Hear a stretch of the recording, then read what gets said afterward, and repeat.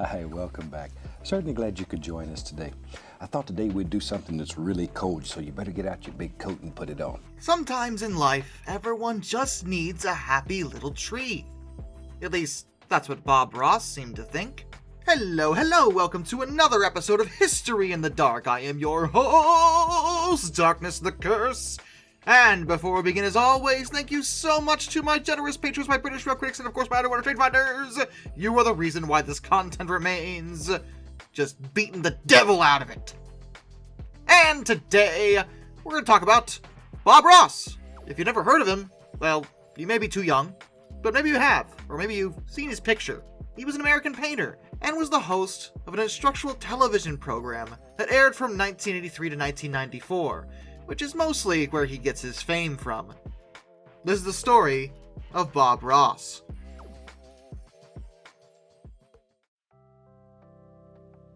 Robert Norman Ross, otherwise known as Bob Ross because no one calls him by Robert ever, was born October 29th, 1942, in Daytona Beach, Florida, to Jack and Ollie Ross, who were a carpenter and a waitress respectively.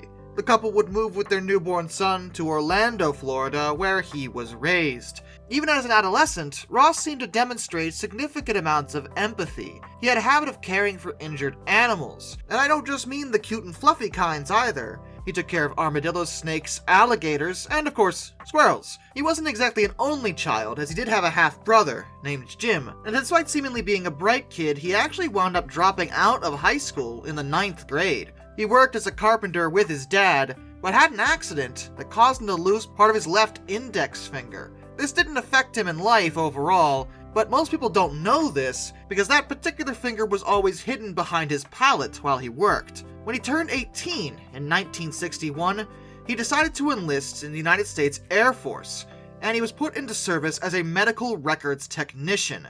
It wasn't exactly frontlines duty, but it was a necessary job, and he performed it well. He rose to the rank of Master Sergeant, and served as First Sergeant of the clinic at Owlson Air Force Base in Alaska, which must have been a far cry from his native Florida.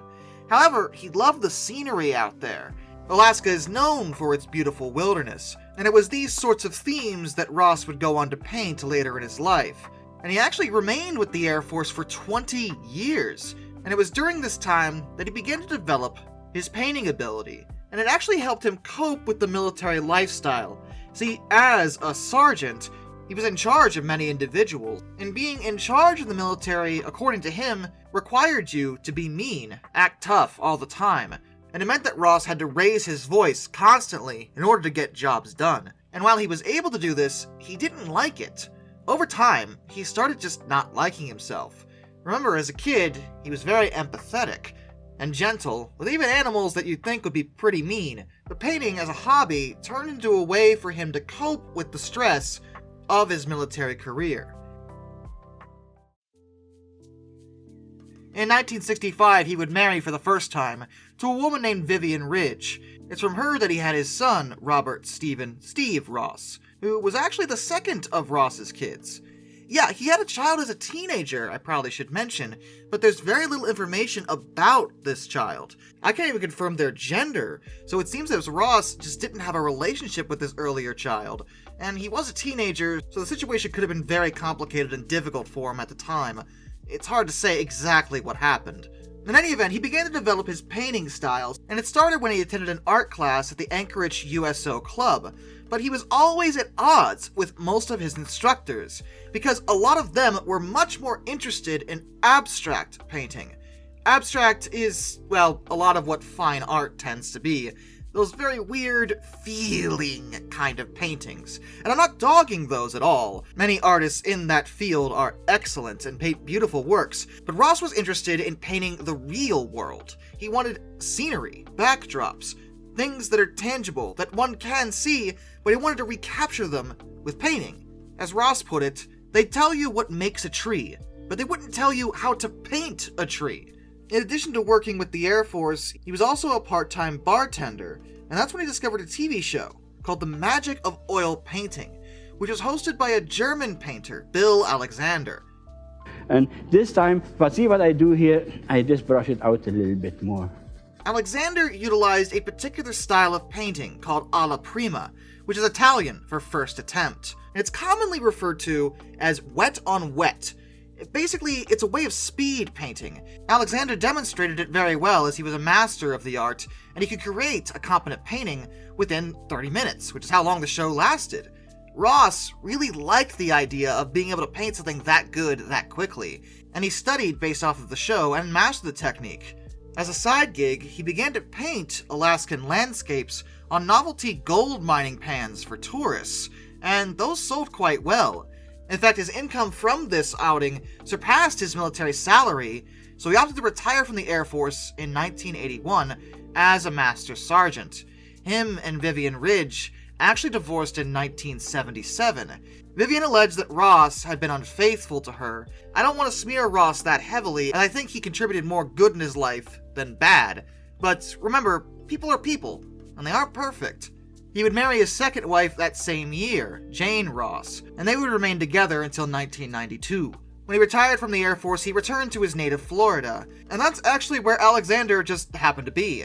And Ross joined his Alexander Magic Art Supplies Company, which is a way for Alexander to raise extra money in addition to painting. He was also selling the tools people would need to actually produce these paintings, and it was an excellent business model. Ross worked for him for a time as a traveling salesman as well as a painting tutor. It was then that he met a woman named Annette Kowalski, who had attended one of his sessions in Clearwater, Florida. Annette felt that Ross was actually really good, like genuinely so, very personable, and thought he could actually succeed on his own, without Alexander as a boss. Ross, his wife, and Kowalski all pooled their savings to create his new company, which did struggle at first, as new businesses sometimes do. Additionally, at the time, Ross was also rocking his permed haircut. Now, Ross actually didn't even like this particular hairstyle. He was going to change it, but before he could do so, it was integrated into the company's logo. It was part of the branding. He was the brand. He couldn't really change it at that point because people wouldn't recognize him, and it was too important to the company. So he kept it and rocked that style for the rest of his life. Hi, welcome back. Certainly glad to see you today. It's a fantastic day here, and I hope it is wherever you're at. The exact origins of his particular TV show, known as The Joy of Painting, are actually not that clear-cut. No one knows who first suggested it, though it is likely that it was based off of the fact that Bill Alexander had done a similar show called The Magic of Oil Painting. Ross simply did his own version of the idea, and it was filmed at the studio of the PBS station WIPB in Muncie, Indiana. The show would last a half hour, and Ross would instruct viewers in the quick wet-on-wet oil painting technique, painting a scene without sketching it first, creating an image directly from his imagination right in front of the viewers. He also explained his limited paint palette, and deconstructed the process into very simple steps for people to follow. He was also very quiet. Remember, he didn't like the fact that he had to shout when he was in the military. He didn't like that version of himself. So when he left the military, he promised himself that he would never raise his voice again.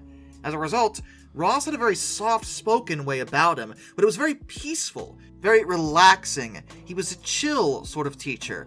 That, coupled with his legitimate skills in the craft, meant that people often couldn't look away when they were watching the show. It was pretty successful, and ran until 1994. Art critic Mira Shore compared Ross to Fred Rogers, who was the host of Mr. Rogers' Neighborhood. They had a very similar soft-spoken way about them, but it was very good for PBS-style viewers who didn't want the overexcitement or drama of regular TV. They wanted to relax. Mr. Rogers was obviously focused on speaking to young children. Ross may not have had that target audience in mind, but he wanted everyone to be able to learn how to paint effectively, and so portrayed himself in a very relaxed, non-confrontational manner when he spoke. And here's the other thing about the show. While it's one of Ross's most famous attributes, he never made any money off of it directly. Him hosting that show was completely voluntary. Where the company made their money was off of the product sales, as everything Ross used in the show was stuff that the company was selling. People watched the show, saw the products on the shelves, and wanted to paint because, well, Ross demonstrated it and showed the products were legitimately good. So they bought the products, and that's where they made their money from. And this proved to be a very effective business model. As Ross grew in popularity, Bob Ross Incorporated grew into a $15 million art supply business. They would expand their offerings that included classes taught by other artists that were trained in his particular methods. Even into his adult life, he would still make it a point to try to save injured animals. It was these kind of wholesome moments from Ross that made viewers fall in love with the guy. He was just so relaxed. He was the kind of guy you would really like to, well, get to know. And people developed a parasocial relationship with him as a result. Not only was he an excellent teacher of his craft, but he was also just a wholesome guy. At least in terms of how the show portrayed him. But again, like every person, there are some flaws in character. And it has been suggested, even by his own son, that Ross may have had an affair with Annette Kowalski. They were both married at the time, and Annette denies this ever took place, but that's what his son says. And he did overhear an argument between his dad and his stepmom, Jane, over the issue. Now, it's possible that Jane simply believed that Ross had done this, and he didn't. There's no solid proof either way, and the couple would stay married again until 1992, when Jane passed away. And Ross was actually heartbroken over this. In addition, there also is the matter of Bill Alexander. See, as Ross grew in popularity, using a similar business model and the same technique as Alexander, his former boss and mentor grew exceedingly jealous over his pupil's success. Alexander felt that Ross had betrayed him, saying that he had invented Wet on Wet and that Ross thinks he can do it better than him. Now, there's a few problems with this. First of all, Bob Ross never said anything against Alexander, even when they were feuding. The only thing he ever said publicly about it was that yes, he did mentor him, but now they were business competitors, which is a true statement, and avoided throwing any shade directly at Alexander. Alexander, on the other hand, not only tried to make Ross look bad, but straight up lied when he said he invented Wet on Wet. He did not at all invent Wet on Wet.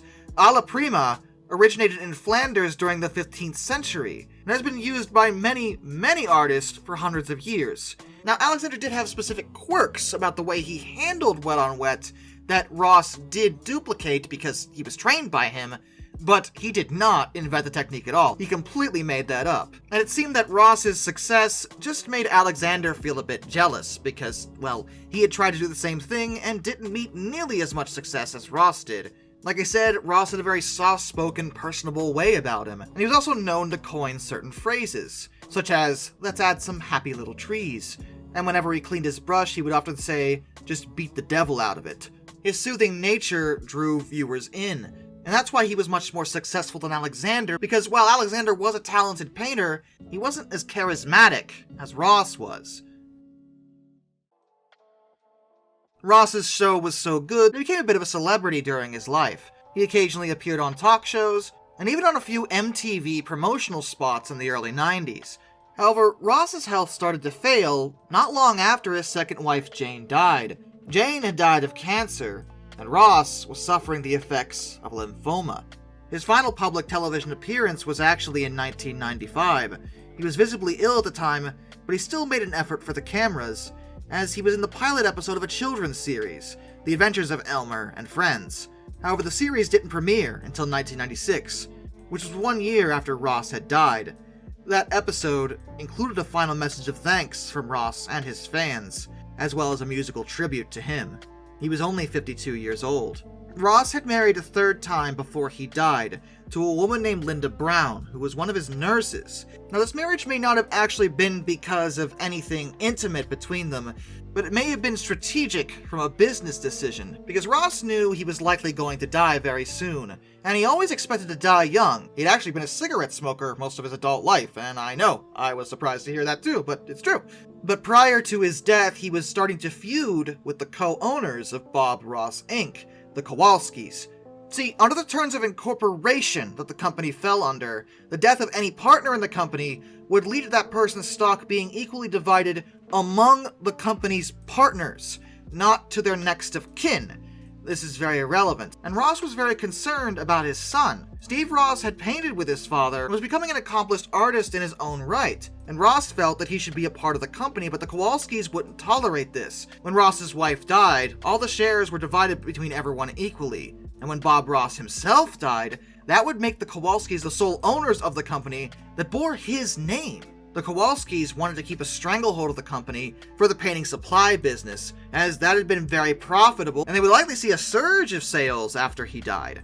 They actually got very aggressive against Ross's family members and associates, trying to pressure a very sickly Ross to sign over his rights to his estate even before his death. Ross, however, never caved, and in fact, he wrote them out of his last will and testament entirely, leaving his estates and rights to his name and likeness to his son Steve and his half-brother, Jimmy Cox. The Kowalskis were furious over this, and the matter was taken to court. The Kowalskis argued that everything Ross had done in his lifetime was a work for hire under the corporate structure, and therefore he had no right to bequeath anything from the company to his next of kin.